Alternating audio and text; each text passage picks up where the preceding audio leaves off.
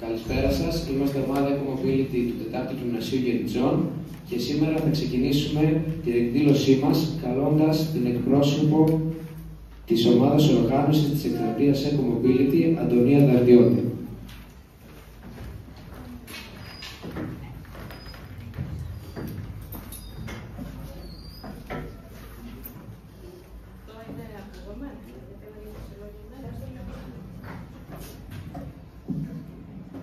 Καλημέρα και από μένα σε όλες και όλους.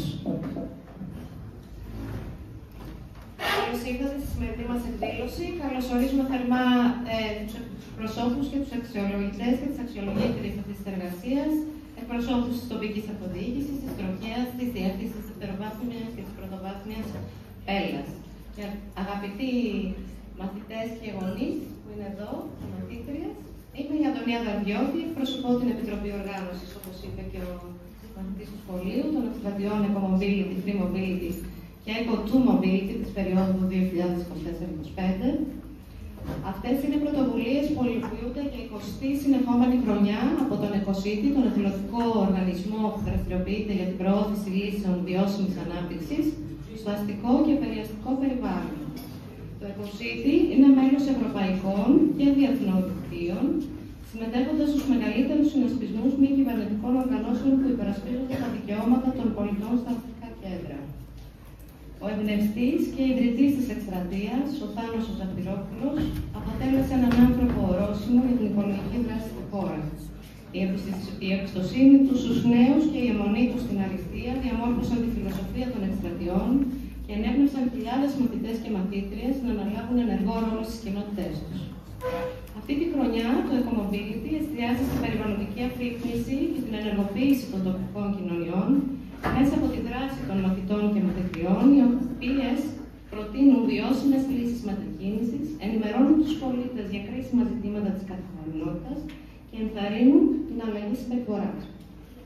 Η εκστρατεία αναδεικνύει τη σημασία της βιώσιμης κινητικότητας και της καθολικής πρόσβασης στο δημόσιο χώρο σε μια εποχή που τα αστικά κέντρα δοκιμάζονται από κυκλοφοριακά προβλήματα, ρύπανση και έλλειψη σχεδιασμού.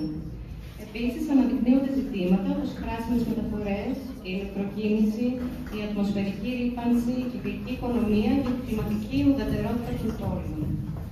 Η διοργάνωση των εκστρατιών βασίζεται αποκλειστικά στον εθελοντισμό, χωρίς εθνική ή ευρωπαϊκή επιχορήγηση. Πάνω από 45 επιστημονικοί, κοινωνικοί και επαγγελματικοί φορείς προσφέρουν τεχνογνωσία και χρόνο για να λειτουργήσουν ως αξιολογητές με στόχο τη διαφάνεια και το κύρος της διαδικασίας. Τους ευχαριστούμε όλους θερμά. Η ειδική αναφορά αξίζει στους εκπαιδευόμενους και στις εκπαιδευόμενες των σχολείων δεύτερης ευκαιρίας που συμμετέχουν τα τελευταία χρόνια στις εκστρατείες. Με την εμπειρία ζωής και τη σύνδεσή τους με την τοπική κοινωνία, μπορούν να αποτελέσουν παράγοντες αλλαγής, εμπνέοντας και άλλους γύρω τους. Εσείς, οι μαθητές και οι μαθήτριες στο γυμνασίο, έχετε το πρώτο λόγο τώρα και στο μέλλον. Πολλοί από τους συμμετέχοντες του 2004 είναι σήμερα ενεργοί πολίτες, εκλεγμένοι δημοτικοί σύμβουλοι ή υπεύθυνοι σε οργανισμούς. Αυτό αποδεικνύει τη διαχρονική επιρροή της εκστρατείας. Η φετινή διοργάνωση τελεί υπό την αιγίδα του Υπουργείου Παιδείας, Έρευνας και Θρησκευμάτων, Υπουργείου Περιβάλλοντος και Ενέργειας, Υπουργείου Υποδομών, Μεταφορών και Δικτύων, Υπουργείου Εσωτερικών, Υπουργείου Υγείας και Κοινωνικής Πρόεδρου. Η εκστρατεία υποστηρίζεται καθολικά από την Air Energy, η οποία αποτελεί υποστηρικτή του προγράμματος. Ευχαριστούμε θερμά τον κύριο Ρέστη Μίλιο για την εκφώνηση του διαφημιστικού μας spot, τους χορηγούς ψηφιακής επικοινωνίας Webolution και Gia Media για την πανελλαδική ψηφιακή υποστήριξη της καμπάνιας, καθώς και όλους τους εθελοντές και εθελόντριες EcoCity και τους συνεργαζόμενων φορέων για την πολύτιμη συνεισφορά τους. Ένα μεγάλο ευχαριστώ και στους χορηγούς επικοινωνίας μας, Business Today, CSR και ESD, CSR News GR, Clicknews.gr, InfoKids, EcoPress, Natural Energy, EcoTech και WebTech. Στο σημείο αυτό θα προχωρήσουμε στην ενημέρωση για τη διαδικασία. Η ομάδα του σχολείου, εδώ τους έχουμε εδώ και περιμένουμε με λίγο άγχος βλέπω, αλλά λίγο, είναι το δημιουργικό άγχος. Θα έχει στη διάθεσή της 30 λεπτά για παρουσίαση. Έχετε 30 λεπτά στη διάθεσή σας. Εσείς, οι αξιολογητές και οι αξιολογήτριες, Και όλο το κοινό, και οι μαθητές και οι εκπαιδευτικοί και οι γονείς, έχετε τη δυνατότητα μετά το τέλος της παρουσίασης, δεν διακόπτουν εννοείται την παρουσίαση, να ρωτήσετε ό,τι θέλετε στα παιδιά για την εργασία τους ή για τον τρόπο που δουλέψανε. Οι παρουσιάσεις τους θα χρειαστεί να αναρτηθούν σε ηλεκτρονική πλατφόρμα, οπότε βιντεοσκοπούνται, μαζί με το υποστηρικτικό υλικό και το διάλογο. Θα ξεκινήσουμε λοιπόν και θα πω τα ονόματα των μαθητών που συμμετέχουν στην εργασία, τα έχω εκεί, θα φέρω. Να σας πω ότι η ανακοίνωση των αποτελεσμάτων, γιατί πρόκειται για διαγωνιστική εκστρατεία, διαγωνίζονται με άλλα γυμνάσια της χώρας, θα ανακοινωθεί το Σάββατο 17 Μαΐου στην αίθουσα εκδηλώσεων του Τμήματος Δημόσιας και Κοινωνικής Υγείας Πανεπιστημίου Δυτικής Αττικής, στη Λεωφόρο Αλεξάνδρας και στις ώρα 11 το πρωί. Να ευχηθώ καλή επιτυχία, παιδιά. Τώρα θα σας καλέσω λίγο έναν για να ακούσουμε τα ονόματά σας. Πάω να τα ρωτώ γιατί τα έχω κάτω. Θέλω να πω ότι ευχαριστώ πάρα πολύ τις αξιολογήτρες και αξιολογητές της εργασίας σας. Θα είναι η κυρία Ελισάβετ Φράγκου, που είναι υπεύθυνη σχολικών δραστηριοτήτων της Διεύθυνσης του Προγράμματος. Η κυρία Ελίνα Αλιβάνη, που είναι υπεύθυνη σχολικού επαγγελματικού προσανατολισμού της Διεύθυνσης Δευτεροβάθμιας Πέλας.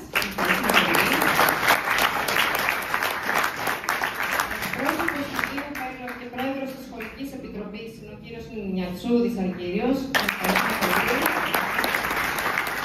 Και έχουμε τον εκπρόσωπο από το διοικητή της Τροχέας Πέλας, τον κύριο Πλούρμαρη Βασίλειο.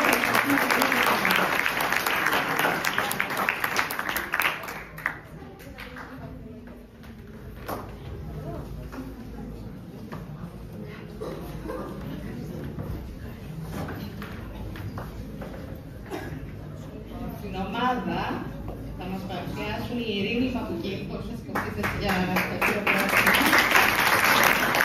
η Μαρίνα Νάκητα, η Ξανθή Πηξιλιμπρούδη, η Ραφαηλίνα Μιχαηλίδου, ο Χαράλαμπος Κυκλακίδης,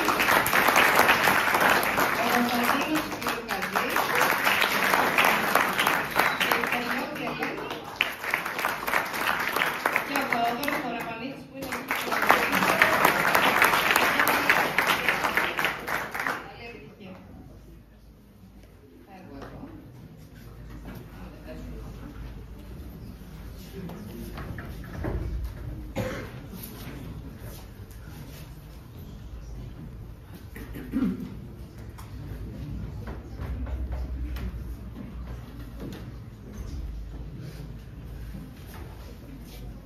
Τώρα θα ξεκινήσουμε την παρουσίαση.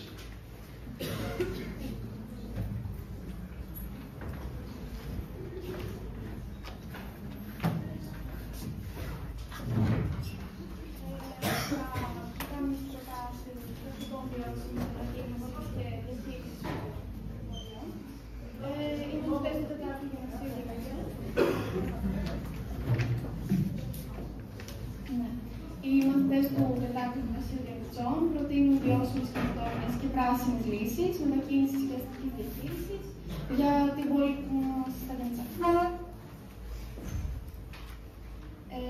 Το μότο του Τετάρτου Γυμνασίου Διαβητζών είναι ότι οι πόλεις του μέλλοντος δεν χτίζονται με τσιμέντο, αλλά με όραμα και καινοτομία και βιώσιμες επιλογές. Μια αλλαγή ξεκινά από εμάς. Κάνουμε την επιλογή μας πιο πράσινη, πιο έξυπνη και πιο βιώσιμη. Αρχικά θα παρουσιάσουμε τον πίνακα περιεχομένου της εργασίας μας, όπου θα ξεκινήσουμε με την παρουσίαση του ερωτηματολογίου που έγινε στο πλαίσιο της έρευνάς μας. Μετά θα παρουσιάσουμε τις επαφές που κάναμε για να πάρουμε τις χρήσιμες επιλογές και το υλικό. Και στη συνέχεια θα μελετήσουμε για τους πεζόδρομους, τους δρόμους κυκλοφορίας, ασφαλείς διαδρομές για μαθητές, προτάσεις βελτίωσης της πόλης μας και Green Smart City και αμεσά, ολιστική προσέγγιση βιωσιμότητας. Επίσης, φτιάξαμε ένα ερωτηματολόγιο στο Google Form και το στείλαμε στους μαθητές για να μας απαντήσουν.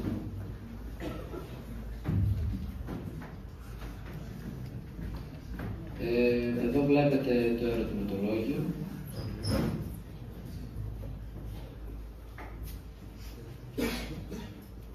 Ας δείξουμε και τα αποτελέσματα.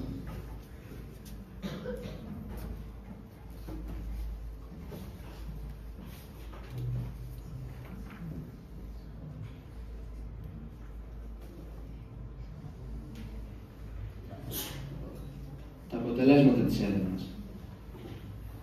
Πώς πας συνήθως στο σχολείο? Πρώτη απάντηση, με τα πόδια. Ποσοστό 63%. Πόσο χρόνο σου παίρνει για να φτάσει στο σχολείο καθημερινά? Πρώτη απάντηση, λιγότερο από 10 λεπτά με ποσοστό 66%. Πώς θα ήθελες να πηγαίνεις στο σχολείο αν υπήρχαν καλύτερες υποδομές? Εδώ η πρώτη απάντηση είναι όπως πηγαίνω ήδη με ποσοστό 52%. Πιστεύεις ότι τα γενιτσά είναι φιλικά προς τους πόδους και τους ποδηλάτες? Πρώτη απάντηση, όχι, με ποσοστό 62%. Υπάρχουν αρκετά και ασφαλή πεζοδρόμια στην περιοχή σου? Πρώτη απάντηση, όχι, με ποσοστό 44%. Πόσο ασφαλές θεωρείς να κυκλοφορείς με ποδήλατο στα γενιτσά? Πρώτη απάντηση, όχι πολύ ασφαλές, με ποσοστό 55%. Σε ενδιαφέρει το περιβάλλον και η βιώσιμη μετακίνηση? Πρώτη απάντηση, ναι, πολύ, με ποσοστό 51%. Θα ήθελες να υπάρχουν ποδηλατόδρομοι περισσότερο πράσινο και καθαρός αέρας στην πόλη σου? Πρώτη απάντηση, ναι, με ποσοστό 87%. Αν είχες την επιλογή, θα προτιμούσες να μην έρχεσαι στο σχολείο με το αυτοκίνητο για να μετακινήσεις πιο οικολογικά? Πρώτη απάντηση, ναι, με ποσοστό 50%. Τι θα άλλαζες ή βελτίωνες στην πόλη των γενιτσών για να μετακινούνται οι μαθητές πιο εύκολα και οικολογικά?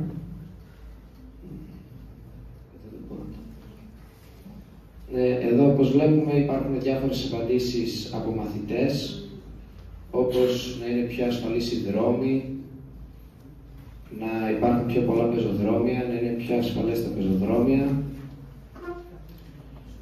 και γενικά διάφορες άλλες προτάσεις.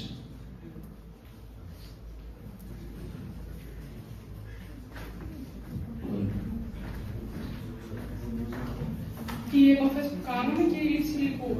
Ήρθαμε σε επαφή και λάβαμε χρήσιμες πληροφορίες και υλικό από εκπροσώπους του Δήμου Πέλλας, από τη Δήμαρχο Παιδείας κ. Θεοδωρίδου, τη Διευθύντρια της Πολεοδομίας κ. Μπάστα, που μας έδωσε και το σχέδιο αστικής κινητικότητας της πόλης των Γενιτσών, και τον Διευθυντή της Τροχιάς Γενιτσών κ. Πλούγαρη.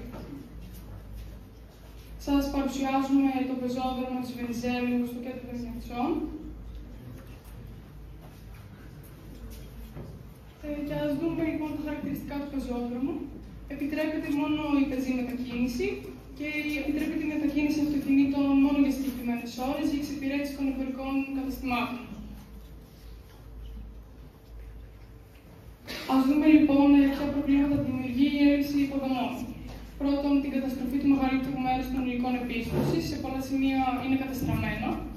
Υπάρχει ελάχιστο πράσινο, έλλειψη καθαριότητας, κατάρριξη του μεγαλύτερου τμήματος του πεζόδρομου από τα πεζοκαθίσματα των καταστημάτων καφέ και εστίασης, έλλειψη χώρων ξεκούρασης όπως παγκάκια, χρήση μεγάλων τμήματων του πεζόδρομου ως πάρκινγκ για στάθμιση αυτοκινήτων, έλλειψη εξοπλισμού όπως είναι οι κάδες σκουπιδιών και στήλοι φωτισμού και τέλος η άσχημη εικόνα από τις νάιλον προεκτάσεις των καταστημάτων. Ας δούμε και μερικές εικόνες από όσα αναφέραμε προηγουμένως. Ο πεζόδρομος ή η υπαίθρια καφέ, μετά περπατώντας ανάμεσα σε απορρίμματα. Το πεζοδρόμιο ζητάει φροντίδα, στους δημόσιους χώρους σε αναμονή έμπνευσης, τραπεζοκαθίσματα παντού και όταν ο δημόσιος χώρος στενεύει. Πεζόδρομος ή πονοκέφαλος. Ο δημόσιος χώρος είναι σε αμέλεια. Το πέρασμα του χρόνου φαίνεται σε κάθε πλάκα. Περισσότερα τραπέζια, λιγότερος χώρος.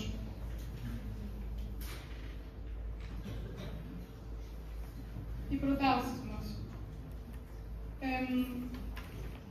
Αλλαγή όλων των υλικών επίστρωσης σε κύρια σημεία της πόλης.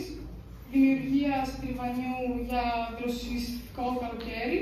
και δημιουργία χώρων ξεκούρασης με παγκάκια, περιορισμός του χώρου που καταλαμβάνουν τα τραπεζοκαθίσματα των καταστημάτων.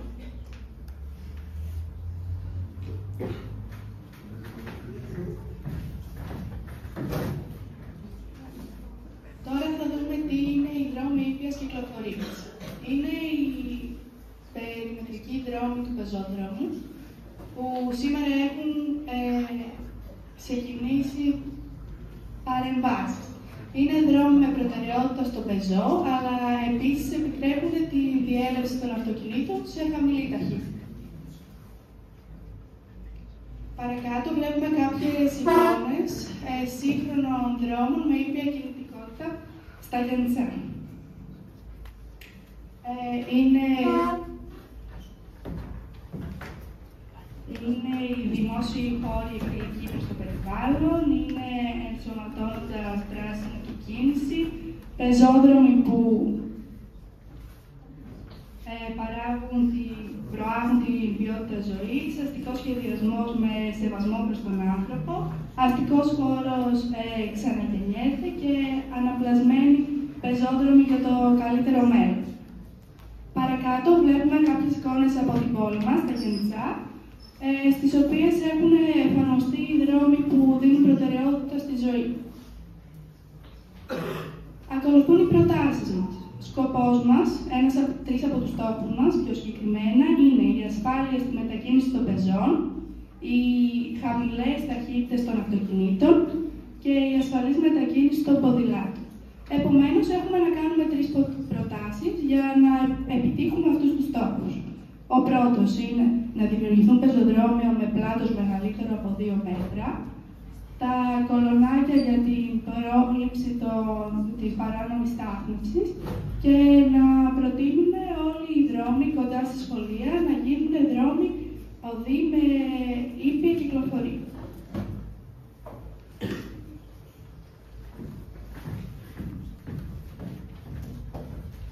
Eco School Routes, ασφαλείς διαδρομές για μαθητές. Στόχος μας είναι η ενίσχυση της βιώσιμης μετακίνησης των παιδιών προς τα σχολεία, ο σχεδιασμός ασφαλών διαδρομών για μαθητές, πεζοί με ποδήλατα και εκπαιδευτικά προγράμματα για τη σημασία της βιώσιμης κινητικότητας. Δημιουργία δικτύου έξυπνων ποδηλατοδρόμων, πεζοδρόμων. Στόχος είναι η αύξηση της ασφάλειας των χρηστών ποδηλάτου, η μείωση της αέριας ρύπανσης, η μείωση θορύβου και η καλύτερη υγεία των κατοίκων.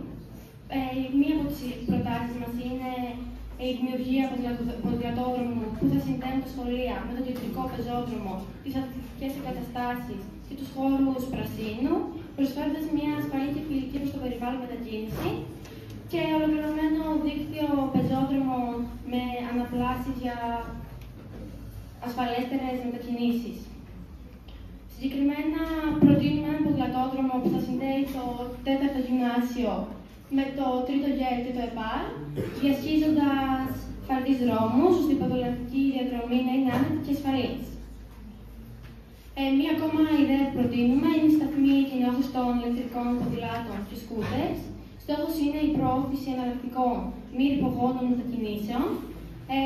Οι προτάσεις μας είναι η δημιουργία σταθμών δανεισμού ηλεκτρικών ποδηλάτων και σκούτερ σε κεντρικά σημεία και να είναι δωρεάν η παροχή τους από το Δήμο.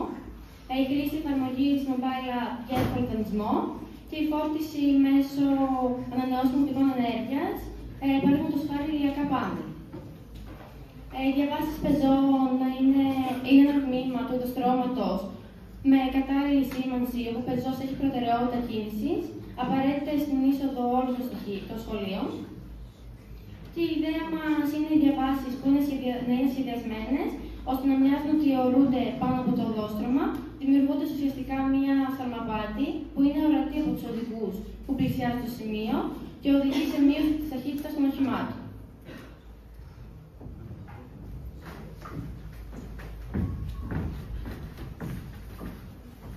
Διαχείριση στάθμευσης, προτάσεις βελτίωσης αστικής κοινωνίας.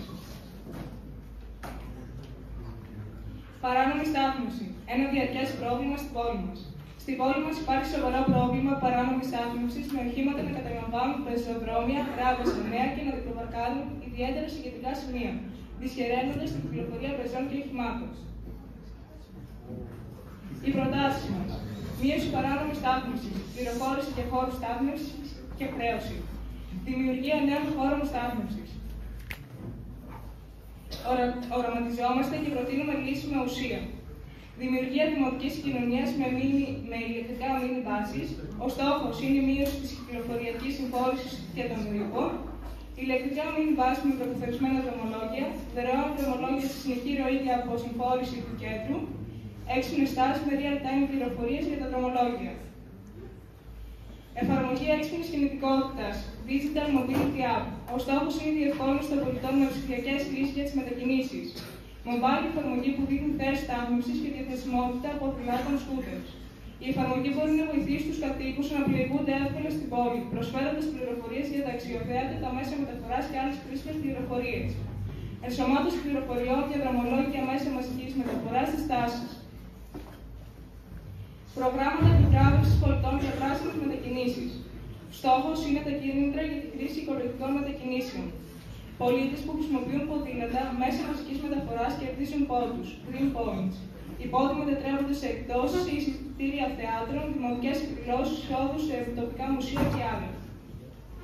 Πράσινα σημεία φόρτισης για ηλεκτρικά οχήματα. Στόχος είναι η διευκόλυνση της μετάβασης στην ηλεκτροκίνηση. Δικτύο σταθμών φόρτισης ηλεκτρικών οχημάτων σε βασικούς τόπους. Χρήση ανανεώσιμων πηγών ηλιακά πάνελ. Ειδικές θέσεις στάθμευσης για ηλεκτρικά αυτοκίνητα. Car Free Days. Ημέρες χωρίς αυτοκίνητα. Στόχος είναι η μείωση της κυκλοφοριακής συμφόρησης και προώθηση εναλλακτικών μετακινήσεων. Οργάνωση ημερών χωρίς αυτοκίνητο. Π.χ. μία Κυριακή κάθε μήνα. Παροχή δωρεάν ή μειωμένων εισιτηρίων για τη δημόσια συγκοινωνία. Δράση ενημέρωση για τη βιώσιμη μετακίνηση.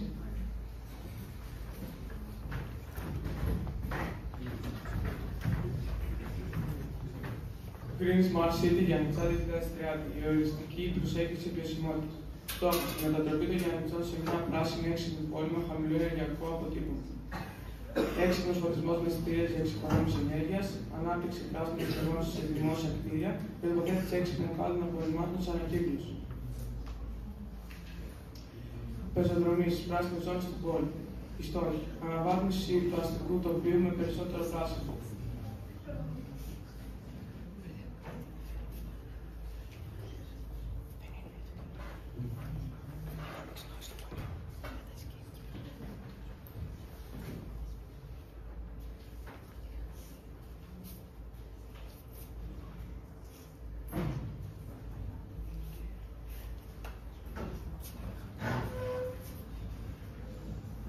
Συμπεράσματα. Οι προτάσεις μας μπορούν να κατακτήσουν την πόλη, να καταστήσουν τη Γιάννητσά μια πόλη πιο ανθρώπινη, φιλική προς το περιβάλλον και με στη βιώσιμη κινητικότητα. Ενίσχυση πεζής μετακίνησης και ποδηλασίας. Ανάπτυξη δημόσιων χώρων με πράσινη εστίαση. Μείωση κρίσης γεωταχή και ενίσχυση ήπιας κυκλοφορίας. Δημιουργία προσβάσιμων και ασφαλών διαδρόμων για όλους. Συμμετέχοντας σε μαθητές προγράμματα Eco-Mobility. Νάτση Καμαρίνα.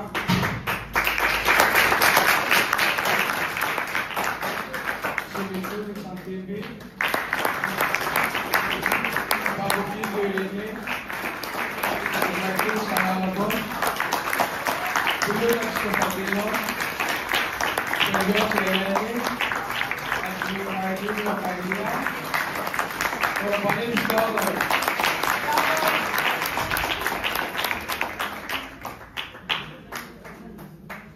Θέλαμε να ευχαριστήσουμε την κυρία Αντωνία Δαντιώτη, πρόσωπο της ομάδας οργάνωσης της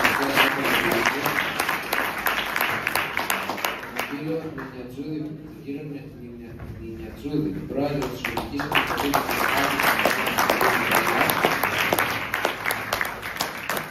τον κύριο Μπλούβαρλη, διοικητή της Περιφέρειας Γενικών,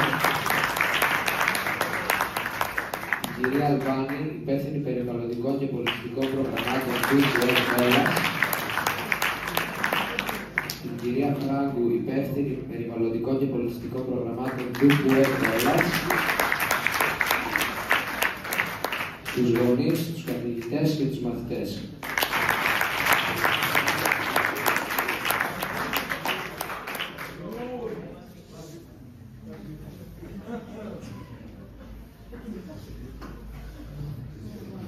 Με όραμα, δράση και συνεργασία μπορούμε να κάνουμε τη Γενιτσά πρότυπο βιώσιμης πόλης για το μέλλον. 4ο Γυμνάσιο Γενιτσά.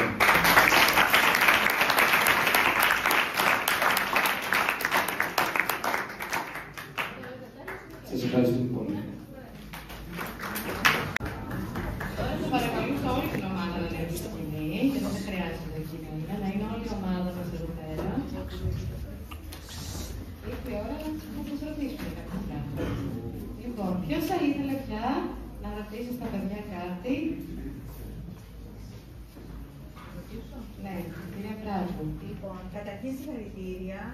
Νομίζω ότι αν οι προτάσεις σας ακουστούν, τα Γιαννιτσά πραγματικά θα γίνουν μια πολύ ποιοτικότερη πόλη. Αυτό που θα ήθελα να ρωτήσω είναι ότι όλες αυτές οι προτάσεις σας, πώς έχετε σκοπό να κοινοποιηθούν στην τοπική κοινωνία, γιατί πέρα από εμάς που είμαστε εδώ, αυτό θα πρέπει να λειτουργήσει πολλαπλασιαστικά, ώστε να ακουστείτε και εκτός από τους κυρίους εκπροσώπους φορέων που μπορούν να παρέμβουν, να ξέρει και η τοπική κοινωνία τη δράση σας και να συμβάλλει στη συνεργασία μαζί σας.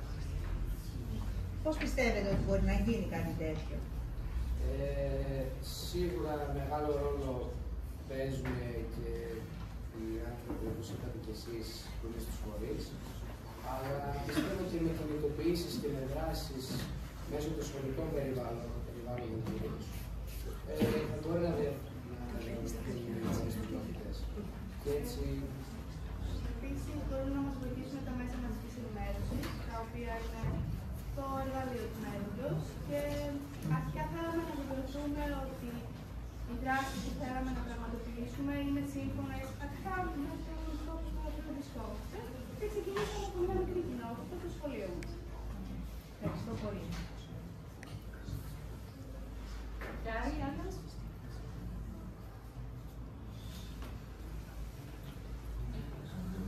Έγιναν όλα τα κομμάτια.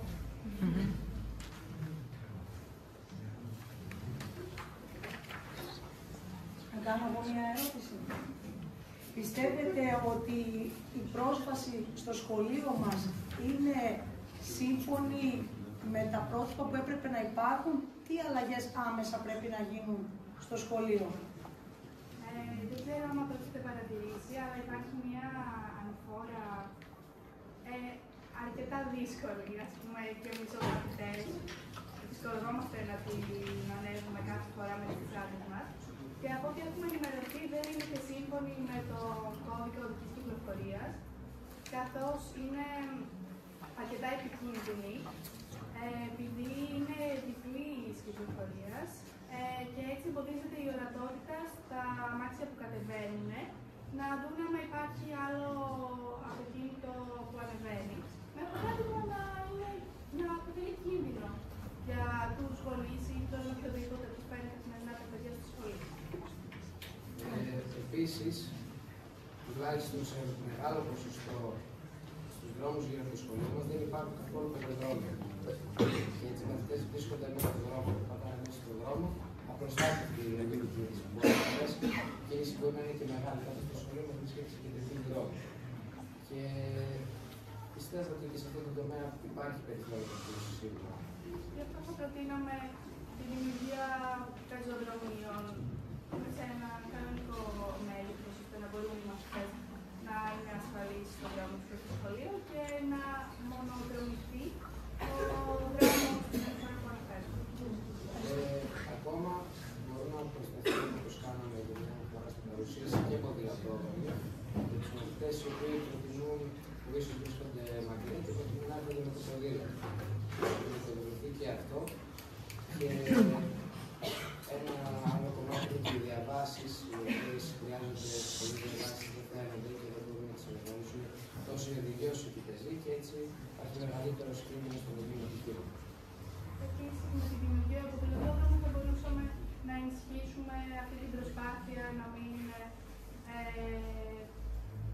να μην ταλαιπωρούμε τον πλανήτη μας και το να επιβαρύνουμε με επιπλέον φόρτο και καυσαέριο, όπως γίνεται με τη μετακίνηση μαθητών. Ένα ερώτημα θέλω να υποβάλω εγώ. Πώς σκεφτήκατε και καταρτήσατε το ερωτηματολόγιο που χρησιμοποίησατε στην έρευνα? Πώς το σκεφτήκατε? Όχι ποιοι το σκεφτήκατε, είσαστε ομάδα. Φαντάζομαι ότι όλοι συμμετείχατε. Πώς σκεφτήκατε και καταρτήσατε το ερωτηματολόγιο? Πού βασιστήκατε? Ποιες ήταν οι βάσεις πάνω στις οποίες πατήσατε και φτιάξατε το ερωτηματολόγιο σας? Κυρίως τα τοπικά δεδομένα, στην οποία αφορά δηλαδή την περιοχή μας, στα προβλήματα, έτσι θέσαμε τις ερωτήσεις. Θέλαμε να ακούσουμε τη γνώμη της νέας γενιάς πάνω σε αυτό το κομμάτι. Γι' αυτό βάλαμε στην ηλικία πάνω σε αυτό. Το φύλλο ήταν κάτι που μας ενδιέφερε να δούμε αν υπάρχει κάποια διαφορά. Και στη συνέχεια κάναμε τις ερωτήσεις σύμφωνα με αυτά που θέλαμε εμείς ότι πρέπει να βελτιωθούν, για να δούμε αν έχουμε και τη συμμετοχή, τις ίδιες απόψεις με τους μαθητές. Ρωτάω, γιατί προέρχεστε οι περισσότεροι, όχι μονάχα από εδώ από την περιοχή, αλλά και από χωριά, αν δεν κάνω λάθος. Έτσι δεν είναι? Οπότε έπαιξε αυτό ρόλο και αυτό ρωτώ. Ναι, λάβαμε υπόψη μας, γιατί και το τέταρτο γυμνάσιο σε σχέση με τα υπόλοιπα βρίσκεται κοντά σε χωριά. Και θέλουμε να εξυπηρετήσουμε τις ανάγκες και αυτών των παιδιών, τα οποία έχουν εκφράσει συχνά παράπονα. Αλλά επικεντρωθήκαμε, η αλήθεια είναι, περισσότερο στον χώρο κοντά στο σχολείο μας, ώστε να μην βρίσκονται σε κίνδυνο τα παιδιά που πλησιάζουν σε αυτό. Ευχαριστώ πολύ. Να ρωτήσω κάτι, είδα στο ερωτηματολόγιο ότι 60% των παιδιών που έρχονται στο σχολείο έχουν τα πόδια. Σωστά. Νομίζω ότι ήταν η πρώτη ερώτηση πώς έρχεται. Εσείς από εδώ, από την ομάδα, πώς έρχεστε? Πολύ ομάδα. Με ομάδα, γιατί είμαστε από χωριό. Είστε από χωριό που σας παίρνουν, Έχουμε λεωφορείο που έχουμε στο σχολείο μας και κάνουμε λεωφορείο. Οι άλλοι είναι τα πόδια. Πώς είναι εκείνη την ώρα που έρχεστε στο σχολείο? Πώς είναι εσάς? Σίγουρα λίγο... Ή όταν φεύγετε? Μια κοινωνική ώρα. Επειδή όλοι βρισκόμαστε κοντά και σε 10 λεπτά μπορούμε να πετούμε και ερχόμαστε όλοι μαζί. Είναι ευχάριστη στιγμή. Είναι η αρχή της μέρας μας. Η πρώτη επαφή με το Στον πρακτικό τομέα, βέβαια, αυτό το ότι δεν υπάρχουν πεζοδρόμια ίσως είναι μια σκέψη που κάνουν πολλές φορές. Δεν είχατε σκεφτεί αυτό πριν από την εργασία, δηλαδή έτσι όπως περπατούσατε και σας ερχόσασταν στο σχολείο, είστε τρίτη γυμνασίου, σωστά? Το έχετε κάνει ήδη καιρό αυτό το πράγμα. Το είχατε ξανασκεφτεί και να ασχοληθείτε? Το πώς είναι ο δρόμος αυτός για εσάς, αν είστε ασφαλείς, αν είναι ωραίος, αν έχει δροσιά. Σίγουρα πιστεύω όλα τα παιδιά, όχι μόνο εμείς, όλα τα παιδιά του σχολείου και στην πρώτη γυμνασίου ακόμα, περάσαν τέτοιες σκέψεις, καθώς οι δύο κεντρικοί δρόμοι που καταλήγουν στο σχολείο μας δεν έχουν πεζοδρόμια. Το σχολιάζατε δηλαδή? Το σχολιάζουμε μεταξύ μας. Και γενικά στα γενικά. Στον προορισμό μας, άμα ακολουθούσαμε μια ασφαλή. Και εμείς που ερχόμαστε από χωριά κυρίως, επειδή ερχόμαστε με λεωφορεία, υπάρχουν πάρα πολλοί ώρες μετακίνησης. Πόση ώρα κάνεις να έρθεις στο σχολείο? Επειδή εμείς έρχονται και άλλα παιδιά από άλλα σχολεία, κάνουμε και σε μία ώρα να φτάσουμε σε ένα χωριό που είναι σε απόσταση 5 λεπτών. Πολύ ωραία η εργασία σας, μπράβο σας. Αν δεν υπάρχει άλλη ερώτηση, κάποια άλλη ερώτηση? Για τα παιδιά? Όχι. Από μένα τουλάχιστον όχι. Ωραία. Θα ήθελα να καλέσω εσείς το βήμα την κυρία Λουμπάνη σε πρώτη φάση να δώσουμε τις προτάσεις των παιδιών. Θα το μοιράσουμε τώρα. Λοιπόν, θα καλώ το όνομα μου, σηκώνετε. Θέλω αν γίνεται κάποιος να φωτογραφίσει έτσι τα παιδιά που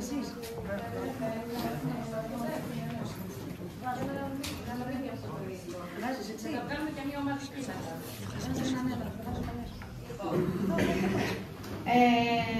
Απολέμεται έπαινο στην Ειρήνη Παπουκίδου.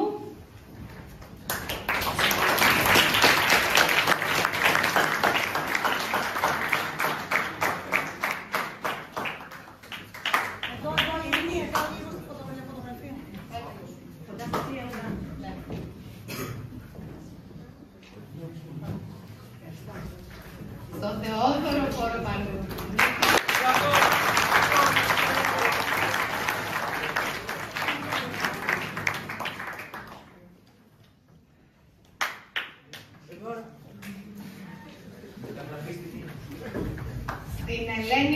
πρώτη.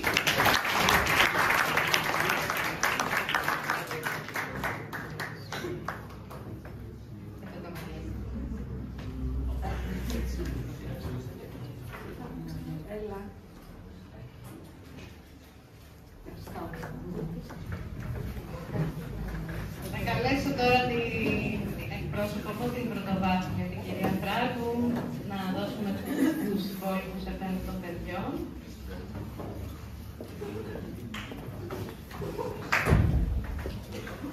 Τον Κωνσταντίνο Φιλουγκαρσία.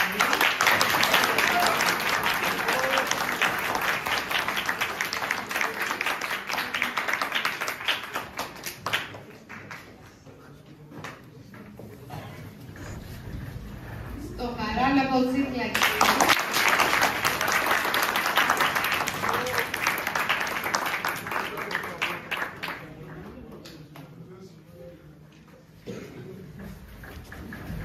Στη Ραφαηλία Χατζημιχαηλίδου.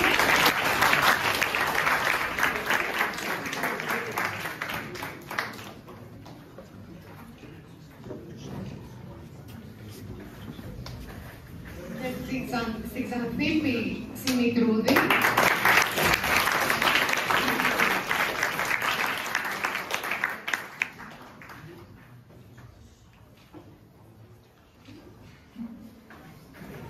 Και στη Μαρίνα Νάτσικα.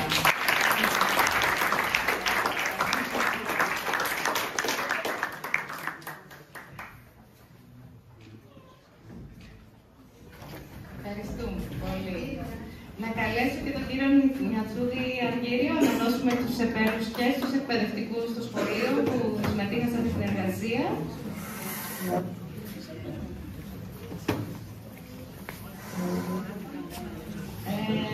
Θα καλέσουμε να δώσουμε συγχαρητήρια στη διευθύντρια του σχολείου.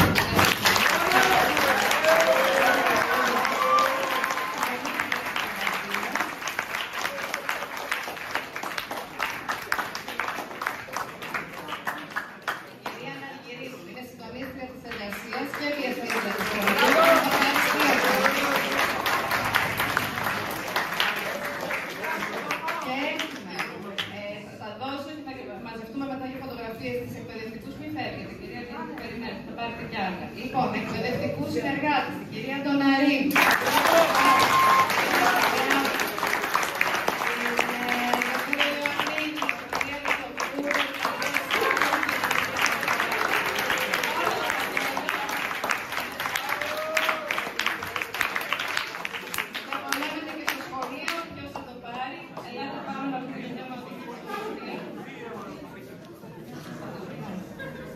Στο τέταρτο γυμνάσιο για τη συμμετοχή.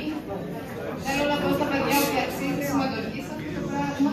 Εύχομαι να πάρετε το γραφείο, μα σημασία έχει αυτός ο δρόμος γι' αυτό.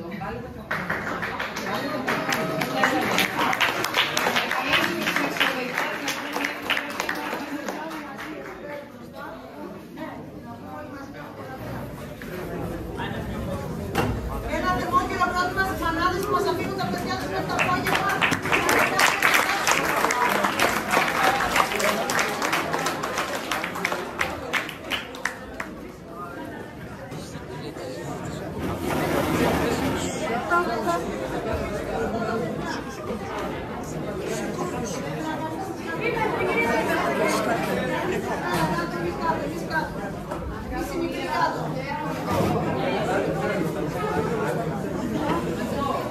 Μην ανησυχείτε, μην ανησυχείτε.